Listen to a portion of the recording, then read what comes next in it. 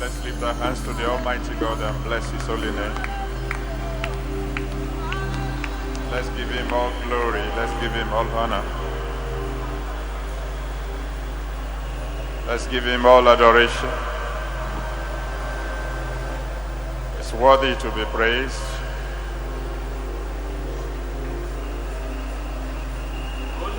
It's worthy to be magnified. Ó yẹ láti máa gbéga. Praise Him, praise Him. Ẹ jẹ́ ká yìn, ẹ jẹ́ ká yìn.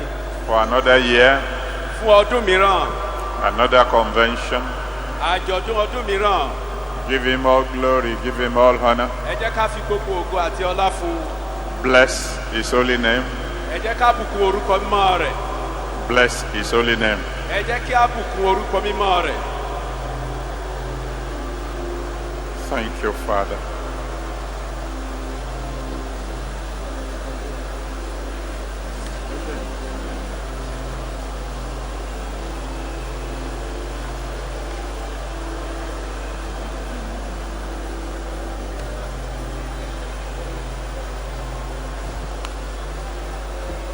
Thank you, Lord.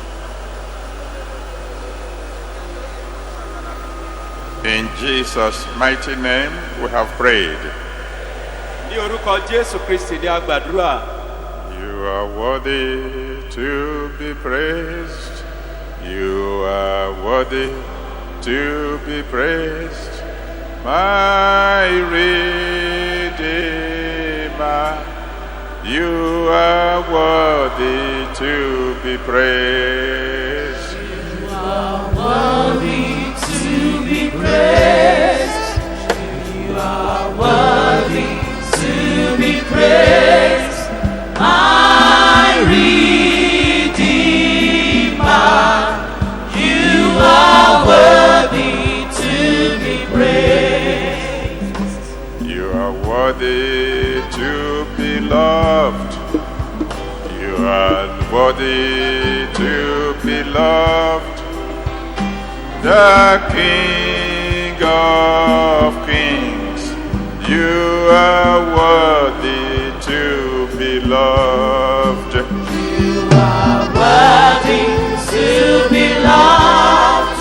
You are worthy to be loved. My Redeemer, you are worthy to be loved. You are worthy to be served. You are worthy to be served.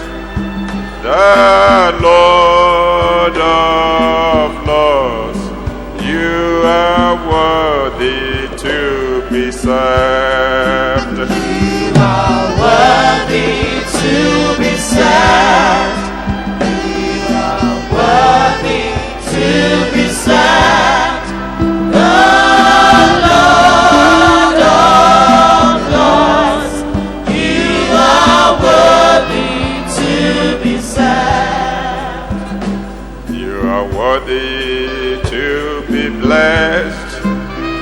You are worthy to be blessed. Great provider, you are worthy to be blessed. You are worthy to be blessed. You are worthy to be blessed. Great provider, you are worthy to be blessed. You are worthy of my trust. You are worthy of my trust. Great physician, you are worthy of my trust. You are worthy of my trust. Worthy, You are worthy worthy, of my trust. worthy. Great physician, you are worthy of my trust. Eternal Rock of Ages, we bless your holy name. àpáta ayérayé àbùkù orúkọ ọmọ yín. You are worthy to be praised. ẹ̀yin ló yẹ láti máa yin. You are worthy to be loved. ẹ yẹ láti máa nífẹ̀ẹ́ rẹ̀. You are worthy to be served. ẹ yẹ láti máa sìn. You are worthy to be blessed. ẹ yẹ láti máa bùkún fún. You are worthy of our trust. ẹ̀yin ni ó yẹ láti ní ìgbẹ́kẹ̀lé wa. Glory be to your holy name. ògo ni fún orúkọ ọmọ yín. Accept our worship in Jesus' ẹ name. gba ọpẹ́ wa ní orúkọ Jésù. Thank you for last year's convention. a dúpẹ́ lọ́yìn fún àjọ̀dún ọdún tí ó kọjá. Thank you for this year's a convention. dúpẹ́ fún ọdún yìí. Thank you for our tomorrow. a dúpẹ́ fún ọ̀la wa. Thank you because we know our tomorrow will be all right. a dúpẹ́ torí pé àmọ́ pé ọ̀la wa yóò dára. Accept our worship in Jesus' name. ẹ gba ìjọsìn wa ní orúkọ Jésù. Eternal Rock of Ages, àpáta ayérayé. we thank you for your workers. a dúpẹ́ fún àwọn òṣìṣẹ́ yín. We thank you for your house fellowship a leaders. dúpẹ́ fún àwọn òṣìṣẹ́ ojúlé Thank you yín. for our salvation. a dúpẹ́ fún ìgbàlá wa. Thank you for keeping us. a dúpẹ́ nítorí pé ń pa wá mọ́. Thank you for supporting us. ẹ ń tì wá lẹ́yìn. Thank you for being there for a us. dúpẹ́ torí pé ẹ wà níbẹ̀ fún wa. Accept our worship in Jesus' name. ẹ gba ìjọsìn wa ní orúkọ Jésù. As we gather before you again, bí a tún ti gbésẹ̀ níwájú yín lẹ́ẹ̀kan sí i. like never before, gẹ́gẹ́ bí ti àṣeyìnwá. bless us in Jesus' name. ẹ bùkún fún wa lórúkọ Jésù. Let it be well with ẹ jẹ́ us. kó dára fún wa. Draw us closer to yourself. ẹ fà wá súnmọ́ ara yín. And we pray that in your kingdom, a sì gbàdúrà pé ní ìjọba yín. none of us will be found wanting. ẹnikẹ́ni wa ò ní di àwáàtì. In Jesus' mighty name we have prayed. ní orúkọ Jésù Kristi ni a gbàdúrà. Amen. àmín. Let somebody shout hallelujah. kí ẹnìkan tó kí hallelujah. Shake hands with 2 or 3 people. wàá gbọ́wọ́ lọ́wọ́ èèyàn méjì tàbí mẹ́ta. He said, because Jesus reigns, wípé torí pé Jésù ń jọba. all is well with me. ohun gbogbo dára fún mi. Please switch this thing down.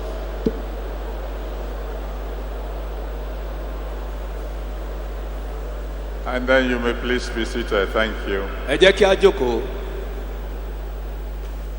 You are welcome in the mighty name of Jesus. a kí wa káàbọ̀ ní orúkọ Jésù Kristi. And I want to thank God for your lives. mo sì ń dúpẹ́ lọ́wọ́ Ọlọ́run fún ayé yín. Thank God for keeping you to see this year's convention. à ń dúpẹ́ lọ́wọ́ Ọlọ́run torí pé ó pa wá mọ́ láti rí àjọ̀dún ọdún ní. This will be a convention of signs and wonders. eléyìí yóò jẹ́ àjọ̀dún iṣẹ́ àmì àti iṣẹ́ ìyanu. A kind of miracles you have never seen before, you will experience it yourself. àwọn iṣẹ́ ìyanu tó o tí ì là kọjá yóò jẹ́ tirẹ̀. Before this time tomorrow, you will have testimonies. kó tó di sáà yìí lọ́la wàá ti ní ẹ̀rí. Thank you for all that you have done for God in the past 1 year. à ń dúpẹ́ lọ́wọ́ yín fún ohun gbogbo tí a ti ṣe fún Ọlọ́run ní nǹkan bí ọdún kan sẹ́yìn. God will continue to use you for His glory in Jesus' name.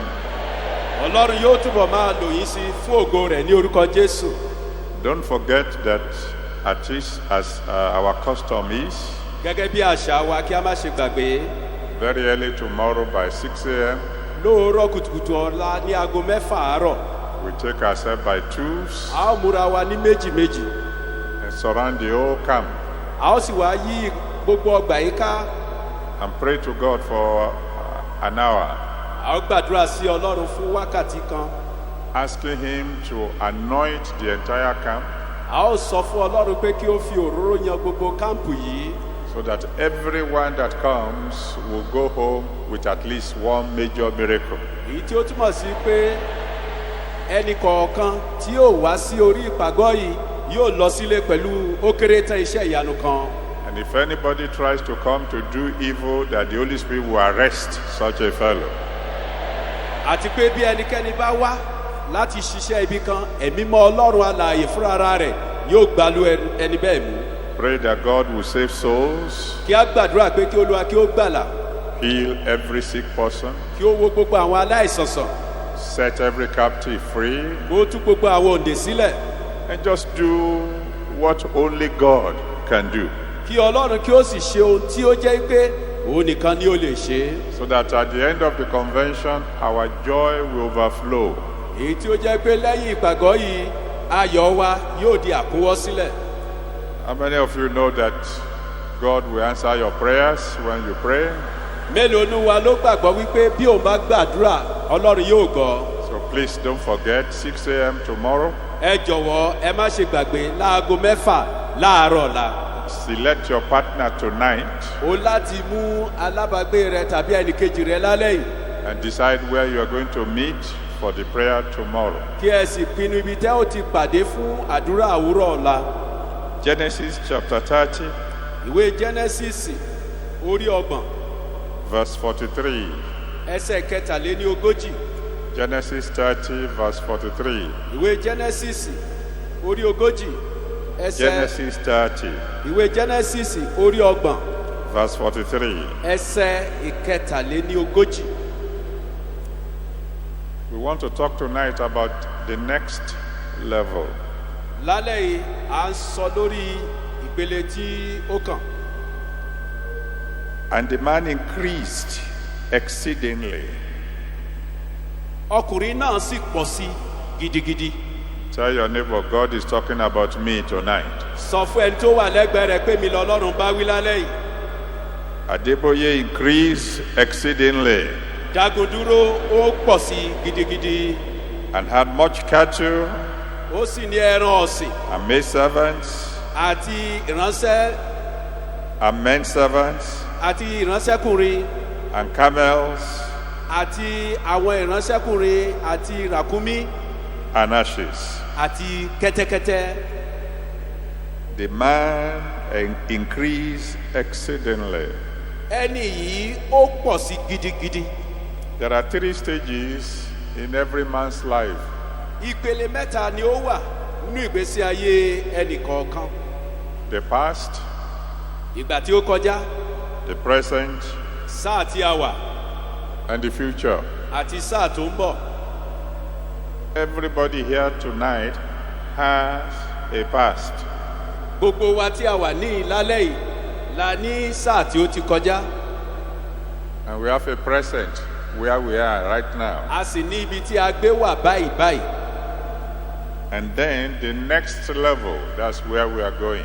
àti ìpele tí ó kàn tí a wá ń lọ. So we cannot discuss the next level a ò lè sọ nípa ìpele tí ó kàn without first of all talking about the past, láì jẹ́ pé a sọ nípa àná the present, àti lénìí where we were, níbi tí a ti wà rí where we are. níbi tí a wà báyìí Then we can talk about where we are going. kó tó di pé a ó sọ nípa ibi tí à ń lọ. In the beginning, ní àtètèkọ́ṣe in Genesis chapter 12, nínú ìwé genesis orí 12 verse 1 to 3, láti ẹsẹ̀ kìíní títí dé ẹ̀kẹta rẹ̀. Genesis 12, genesis orí 12 verse 1 to 3, láti ẹsẹ̀ kìíní títí dé ẹ̀kẹta. God entered into a covenant with Abraham. ọlọ́run wọnú májẹ̀mú pẹ̀lú abrahamu. He promised Abraham, ó ṣèlérí fún abrahamu. he said, I will bless you, ó lè mi yóò bùkún fún ọ. I will make you great, wọ́n ó sọ ọ́ di ńlá. I will make your name great, wọ́n ó sọ orúkọ rẹ di ńlá. you will be a blessing, ó jẹ́ ìbùkún. I will bless those who bless you, wọ́n ó bùkún fún àwọn tó bá bùkún fún ọ. I will curse those who curse you, wọ́n ó fi àwọn tó bá fi ọ rere. and through you shall the whole earth be blessed. àti pé nípasẹ̀ rẹ ní gbogbo àgbáyé yóò ti di alábùkún fún. That was the past of Jacob. eléyìí jẹ́ sáà tí ó kọjá ti The origin of Jacob. ìbẹ̀rẹ̀ pẹ̀pẹ̀ ti jacobu. The source of Jacob. orísun jacobu. In the beginning of the Redeemed Christian Church of God, ní ìbẹ̀rẹ̀ pẹ̀pẹ̀ rìdíìmù. God had a covenant with our father, the founder. ọlọ́run ní májẹ̀mú pẹ̀lú bàbá wa èyí tí í ṣe alákòóso olùdásílẹ̀. The Reverend Josiah Akindayomi, God had a covenant, a pact with him. ẹni ọ̀wọ̀ josiah akíndáyọ̀mí ẹni tí ó dá ìjọ ìsílẹ̀ ọlọ́run ní ọ̀pọ̀lọpọ̀ májẹ̀mú èyí tí ó kójọpọ̀ fún. God told him, if you do the following things, ọlọ́run sọ fún ọ wípé bí ẹ bá ṣe àwọn nǹkan báyìí báyìí through you I will start a church. pé nípasẹ̀ rẹ o wọ́n ó bẹ̀rẹ̀ ìjọ. The church will go round the whole world. ìjọ yìí á sì tàn ká gbogbo àgbáyé. And when I return, I will meet the church on earth. pé ní ìgbà tí n bá tún padà wá lẹ́ẹ̀kejì wọ́n ó bá ìjọ náà lórí ilẹ̀. The old man kept his own part of the bargain. bàbá arúgbó yìí ó pa ipa tirẹ̀ mọ́ ní ti májẹ̀mú yìí. He's gone to be with the Lord. ó ti wá lọ sinmi. And God is fulfilling his own part of the bargain. ọlọ́run sì wá mú ipa tirẹ̀ ṣẹ lórí májẹ̀mú yìí bákan náà. That was the past. eléyìí jẹ́ ti àná. What about the now? ti sáà tí a wá wà yìí ń kọ́. In Genesis 24, nínú ìwé genesis orí rẹ̀ ẹ̀kẹrìnléníogún. Genesis 24, genesis ẹ̀kẹrìnléníogún. verses 34 and 35. ẹsẹ̀ ìkẹrìnléníọgbọ̀n sí ìkarùnléníọgbọ̀n. This covenant-keeping God ọlọ́run tí pa májẹ̀mú mọ́ yìí. made Abraham great. ó sọ abrahamu di ńlá. But he didn't stop there. kò sì wá dúró síbẹ̀ nìkan. He moved on to what I would call the Isaac generation. ó wá tẹ̀síwájú débi ohun tí mo lè pè ní ìran isaki. The now. eléyìí tí ó jẹ́ sáà yìí. In Genesis 26, nínú ìwé genesis orí rẹ̀ ẹ̀kẹrìndínlọ́gbọ̀n. verse 12 to 14. ẹsẹ̀ ìkejìlá títí dé ẹ̀kẹrìnlá. Genesis 26, genesis orí rẹ̀ ẹ̀kẹrìndínlọ́gbọ̀n. verse 12 to 14. ẹsẹ̀ ìkejìlá títí dé ẹ̀kẹrìnlá.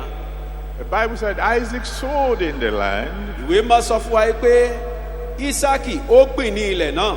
and reaped in the same year 100-fold. ó sì wá kórè ní ọdún kan náà ọgọ́rọ̀ọ̀rún. And certain things followed. àwọn nǹkan míì wá tẹ̀lé. The Bible says, bíbélì sọ fún wa wípé and the man waxed great and went forward ẹni yìí sì wá tẹ̀síwájú ó sì wá lágbára. and grew until he became very great. ó dàgbà sí tí ó fi wá pọ̀ sí gidigidi. God made Abraham great ọlọ́run sọ abrahamu di ńlá. and made his son very great. ó wá sọ ọmọ rẹ̀ di ńlá ju abrahamu lọ pẹ̀lú. We thank God that today Redeemed Christian Church of God has become very great. a dúpẹ́ lọ́wọ́ ọlọ́run wípé ìjọ rìdíìmù yìí ó ti di ńlá jọjọ. As I'm talking to you now, bí mo ṣe ń bá ọ sọ̀rọ̀ báyìí we are already in much more than 140 nations of the world. ibi tí ọlọ́run ti fún wa ó kọjá orílẹ̀-èdè bíi ogóje. But that's not the end of the story. ṣùgbọ́n òpin ìtàn náà kọ́ yẹn. There is a next level where God is taking us. sáà míì wà tí ọlọ́run fẹ́ mú wa lọ. That is the level of Jacob. eléyìí ni ìpele ti jacobu. That's your level. eléyìí jẹ́ sáà tiyín. That is the next level. eléyìí jẹ́ sáà tí ó kàn. My father is gone. bàbá mi ti lọ. That's the past. ẹ̀yìn nìyẹn. I am here. mo wà níyìn. That's the present. eléyìí wá jẹ́ lónìí. But if the Lord tarries, ṣùgbọ́n bí kristi bá fa bíbọ̀ rẹ̀ sẹ́yìn. I will soon go. wọn ò ní pẹ́ lọ. And then there is a next level. ṣùgbọ́n o ìpele míì tún wá wà. And that's you. eléyìí wá jẹ́ ìwọ. You belong to the future. ìwọ jẹ́ ti ọjọ́ iwájú. The future is the level of Jacob. ọjọ́ iwájú ó jẹ́ ìpele ti jacobu. The level of the exceedingly great. eléyìí wá jẹ́ ìpele ẹni tí ó pọ̀ tí ó di ńlá jọjọjọjọ. Tell your neighbor, I am going to be exceedingly great.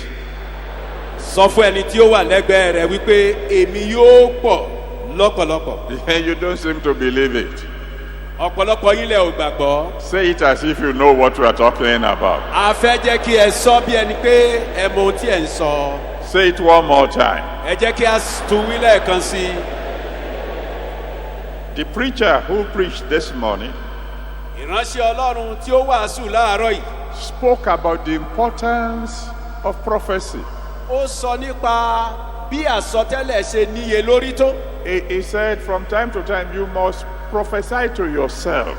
ó ní láti òrèkóòrè ni ó láti máa sọtẹ́lẹ̀ sí ara rẹ. Mention your name now wàá dárúkọ ara rẹ báyìí. and say you are going to be very great. You are going wípé to be ìwọ gangan dárúkọ ara rẹ. exceedingly great. wípé ó tóbi ó pọ̀ jọjọjọjọ. Adeboye, you are going to be exceedingly great. James Daguduro wàá di ńlá jọjọjọjọ. The next level we are going is the level of exceedingly great. ìpele tí àtúwà ń lọ ó jẹ́ èyí tí ó ga tí ó pọ̀. Told the ministers here I think it was either yesterday or the day before. mo sọ fún àwọn ìránṣẹ́ ọlọ́run yálà ní àná tàbí ní ìjẹta. Don't let anybody deceive you. má ṣe jẹ́ kí ẹnikẹ́ni kí ó tàn yín o. When they come and they say, we have never seen an auditorium like this before. wọ́n bá wá tó bá ní àti ìrúrú gbọ̀ngàn bí eléyìí rí. Tell them from me, sọ fún wọn pé bàbá sọ wípé. this is the children's auditorium. wípé gbọ̀ngàn tí a wà yìí tí àwọn ọmọ wẹ́wẹ́ ni. The adult auditorium is yet to be built. gbọ̀ngàn tí àwọn àgbààgbà àti ìkọ́. How many of you really believe you are going to be exceedingly great? mélòó nù wa la gbàgbọ́ wípé ó ga lọ́pọ̀lọpọ̀. Let me hear you shout a really big hallelujah. jẹ́ kí n gbọ́ kí o kí hallelujah ńlá. Now that's prophecy, eléyìí wá jẹ́ àsọtẹ́lẹ̀. and it's a settled matter. ó sì ti jẹ́ ohun tí ó fi ìdí kalẹ̀. And there's nothing the devil can do about kò it. sì wá sí ohun tí sátani fúnra ara rẹ̀ lè ṣe nípa rẹ̀. Whether the devil likes it or not, yálà sátani fẹ́ ó kọ̀. all over the world, títí dé gbogbo àgbáyé. in all our churches, nínú gbogbo àwọn ẹ̀ka ìjọ wa. heads of states will be ushers. àwọn ààrẹ orílẹ̀-èdè ni ó máa jẹ́ ẹ̀ṣọ́ wa.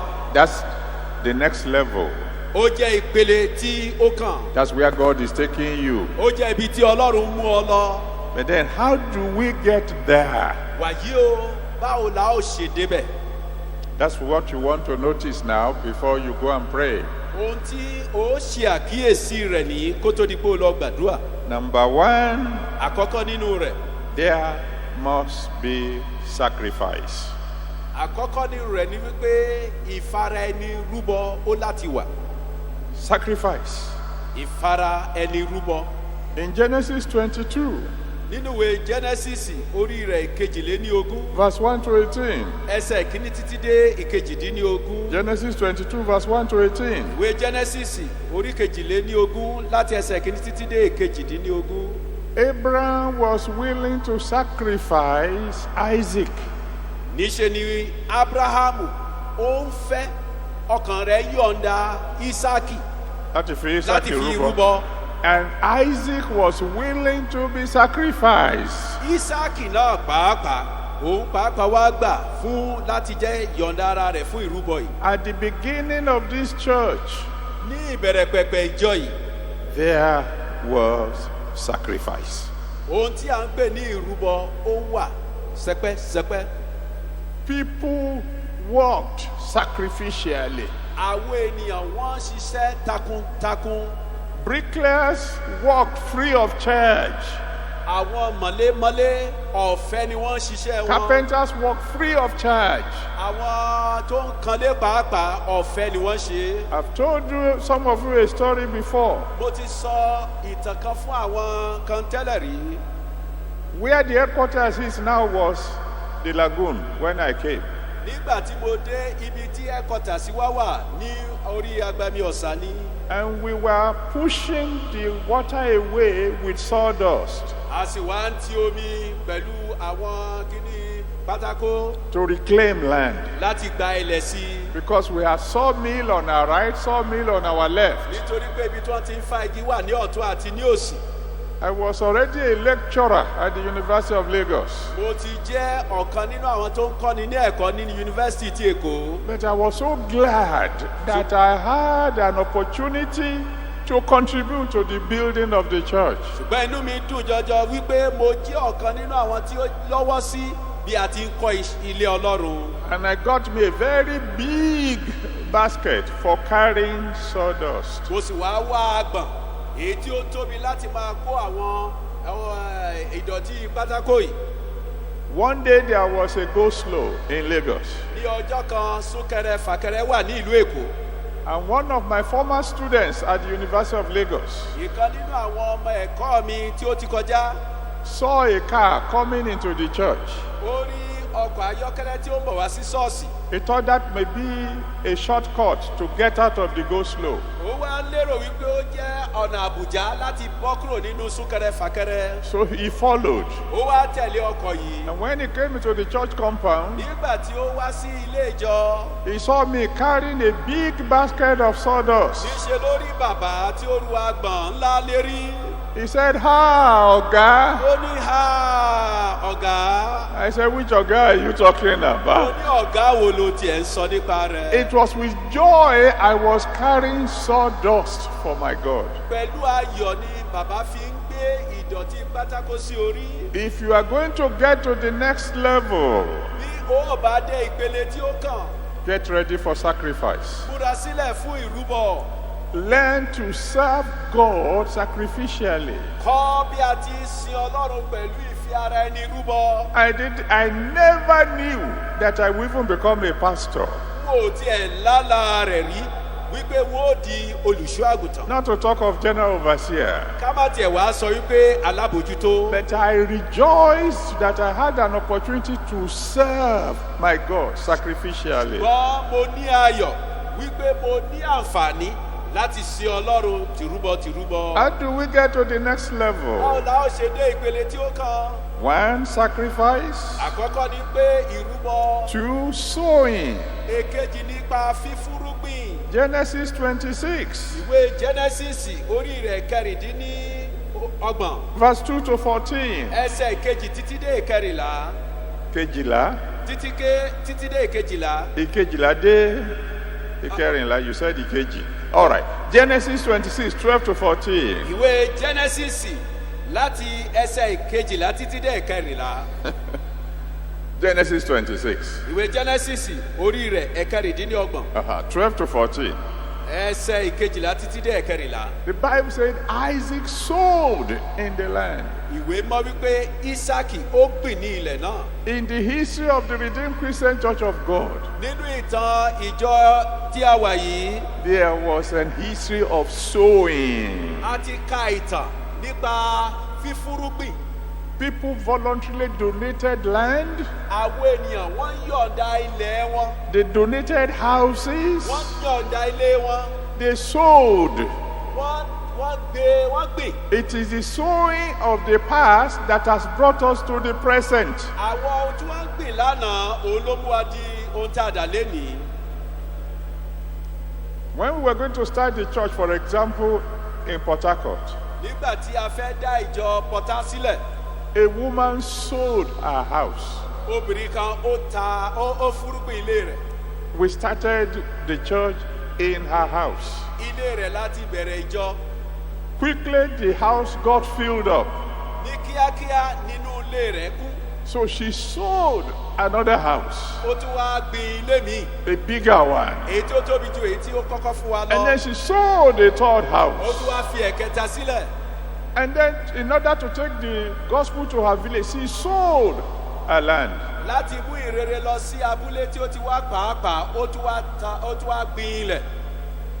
We sold. ohun tí a máa ń ṣe ni pé a máa ń fúrúgbìn. My first car, I sold it. káà mi àkọ́kọ́ mo gbìn yín. I can tell you several other sowing that had followed that one. mo lè sọ ọ̀pọ̀lọpọ̀ àwọn gbígbìn èyí tí ó ti tẹ̀lé eléyìí tí bàbá ń sọ yìí. There have been occasions when we needed money for the work of God. àwọn sáà kan wà yìí tí ó jẹ́ pé à ń fi àwọn owó láti ṣe àwọn iṣẹ́ ọlọ́run kan. And people will empty their pockets. Everything they had, they sold. àwọn ènìyàn ohun gbogbo tí ó sì wà ní àpò wọn wá kó jáde wá gbé e. If we are going to get to the next level, we must get ready to sow. bí a bá ń gbáradì fún ìpele tí ó kàn aláti múra láti máa gbìn.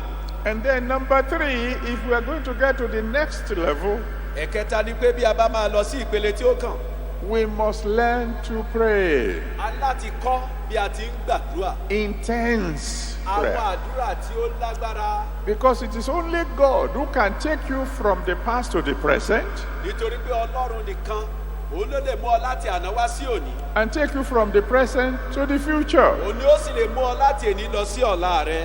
In John 15 verse 5, nínú ìwé johannu orí kàndógún ẹsẹ̀ karùn-ún. John 15 verse 5, ìwé johannu orí kàndógún ẹsẹ̀ karùn-ún. the Bible says without him we can do nothing. bíbélì wípé láìsí rẹ̀ a kò lè ṣe ohunkóhun. Abraham was an intercessor. abrahamu ó jẹ́ ẹni tí ń ṣìpẹ̀. Isaac was an intercessor. isaki pẹ́ẹ́pàá jẹ́ ẹni tí ń ṣìpẹ̀. Jacob was a prayer wrestler, a prayer warrior. jacob wá jẹ́ afi àdúrà jagun. My father in the Lord was a prayer warrior. bàbá mi nínú olúwa wọ́n jẹ́ afi àdúrà jagun. He came to visit me in Elisha years ago. wọ́n wá láti wá bẹ̀ mí wò ní iléṣà fún àwọn ọdún tí ó kọjá sẹ́yìn. I had a little house in the outskirts of the town then, mo sì wá ní ilé kékeré kan ní ẹ̀yìn odi. and the toilet was outside. àwọn ibi ìgbọ̀nsẹ̀ sì wá wà ní ìta. When I was going to sleep, Papa was on his knees praying. nígbà tí mo fẹ́ lọ sùn bàbá ó wà ní orí eékún rẹ̀ tó ń gbàdúrà. I woke up in the night to go to the toilet. He was on his knees praying. mo jí ní òru láti lọ gbọ̀nsẹ̀ bàbá sì wà lórí eékún ibi tó ti ń gbàdúrà. The following morning, he was still on his knees praying. àárọ̀ ojúmọ́ bàbá sì wà lórí eékún tó ń gbàdúrà. I was frightened. ẹ̀rù wá bà mí. How am I going to cope with this kind of man? báwo ni wọ́n ṣe lè bá ọ̀gbẹ́ni bàbá yìí lò. And I was wondering, what was he praying about? ó tiẹ̀ wá yà mí lẹ́nu pé kí ló tiẹ̀ wá ń béèrè lọ́wọ́ ọlọ́run. Today, I know. lénìí mo mọ̀. And people say, why they hear that you don't sleep at night? I say, well, somebody told a proverb years ago. àwọn kan wá ní agbọ́ pé ẹ kì í sùn lóru. kí ló dé mo wá sọ nípa ìtàn tí ẹnìkan tó pa òwe kan ní ọdún tí ó kọjá sí fún àwọn ọdún kan. The children of the pig asked the pig, àwọn ọmọ ẹlẹ́dẹ̀ wọ́n bi ẹlẹ́dẹ̀ léèrè. why are you always putting your nose in the ground and saying, èyí ti ṣe tó jẹ́ pé gbogbo ìgbà hùhùhùn ni Mafemotule? wọ́n fún mú túlẹ̀. The mother pig said, ìyá ẹlẹ́dẹ̀ wá dá wọn lóhùn. when you are as old as myself, you will know. bí o bá dàgbà débi tí mo dé yìí ohun tí mo ń ṣe á wáyé ẹ. How many of you will become exceedingly great? mélòó ni wa ni yóò di ńlá jọjọ. Are you ready to pay the price? ìjọ ṣetán láti san ìdíyelé rẹ̀. Are you ready to sacrifice? ìjọ ṣetán láti ṣe ìrúbọ. Are you ready to sow? ìjọ ṣetán láti gbìn. Are you ready to pray? ìjọ ṣetán láti gbàdúrà. You will get up on your feet now, wàá dìde lórí ẹsẹ̀ rẹ báyìí. and you're going to pray for at least 15 minutes. wàá gbàdúrà fún nǹkan bíi ìṣẹ́jú márùndógún. At least. ó kéré tán. Then they will come and pray for you, wàá wá gbàdúrà fún ọ. and then you give your offering. wàá dá ọrẹ rẹ. And during this convention, like never before, àti pé láàrin àjọ̀dún yìí yàtọ̀ sí bí ó ti ṣẹlẹ̀ rí. you will pray. ó gbàdúrà. Lift your voice to the Almighty God now. wàá gbóhùn rẹ sókè sí ọlọ́run báyìí. I say, whatever is going to cost, Father, wípé ohunkóhun tí ó gbà bàbá. I want to be there when this church becomes exceedingly great. mo fẹ́ wà ní ibẹ̀ ìgbà tí ìjọ ẹ bá di ohun tí ó yẹ kí ó dáa. Help me, Lord, to be in the next level. olúwa ràn mí lọ́wọ́ kí n lè wà ní ibi tí ó yẹ kí n wà. Open your mouth and talk to the Almighty lánàá God. rẹ kí o sì bá ọlọ́run sọ̀rọ̀. I don't want to be an ordinary member. n ò o kàn fẹ́ jẹ́ ọmọ ìjọ lásán. I want to be exceedingly great. Mo fẹ́ di ńlá jọjọ. Please help me, oh Olúwa Lord. jọ̀ọ́ ràn mí lọ́wọ́, jọ̀ọ́ ràn mí Help me lọ́wọ́. to pay the price Olúwa ràn mí lọ́wọ́ láti san ìdíyelé náà. so that I can become exceedingly great. Kí n bá lè di ńlá jọjọ. I don't want to be ordinary. Mo fẹ́ di èèyàn lásán. Oh Lord, no, I want to be exceedingly great. Rárá rárá Olúwa mo fẹ́ di ńlá. Help me, Lord. Ràn mí lọ́wọ́ Olúwa. Help me to pay the price. Ràn mí lọ́wọ́ láti san ìdíyelé náà. Help me to sacrifice. Ràn mí lọ́wọ́ láti ṣe ìrúbọ. Help me to sow. Ràn mí lọ́wọ́ láti gbìn. Give me the grace to pray. Fún mi ní oore ọ̀fẹ́ láti gbàdúrà. Let me become exceedingly Jẹ́ great. kí n di ńlá jọjọ. Let me become exceedingly great for Jẹ́ kí you. n di ńlá fún ọ. Go ahead, talk to the Almighty Bẹ̀rẹ̀ sí ní God. bá Ọlọ́run rẹ sọ̀rọ̀.